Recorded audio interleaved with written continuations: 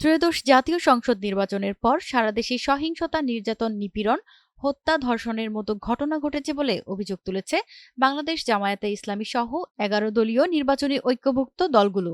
এর প্রতিবাদে আজ সোমবার ১৬ ফেব্রুয়ারি বিকেল ৪:৩০টায় বিক্ষোভ মিছিল ও সমাবেশ পালন করা হবে। জাতীয় মসজিদ বায়তুল মোকাররমের উত্তর গেটে এই বিক্ষোভ মিছিল ও সমাবেশ হবে। গতকাল রোববার ১৫ ফেব্রুয়ারি সংবাদ মাধ্যমে পাঠানো এক বিজ্ঞপ্তিতে বলা হয়, বিক্ষোভ সমাবেশে জামায়াতে ইসলামীর আমির শফিকুর রহমান সহ ১১ দলীয় নির্বাচনী ঐক্যের শীর্ষ নেতারা উপস্থিত থাকবেন এবং বক্তব্য দেবেন। গত ১২ ফেব্রুয়ারি ত্রয়োদশ জাতীয় সংসদ নির্বাচন ও গণভোট হয়েছে। ২৯৯ আসনে ভোট হলেও ফলাফল দেওয়া হয়েছে ২৯৭টির। এর মধ্যে ৭৭টি আসনে বিজয়ী হয়েছে জামায়াত জোট। জামায়াতে ইসলামী পেয়েছে তাদের ইতিহাসের সর্বোচ্চ ৬৮টি আসন। এনসিপি আসন পেয়েছে ৬টি। বাংলাদেশ খেলাফত মজলিস ২টি ও খেলাফত মজলিস পেয়েছে ১ আসন।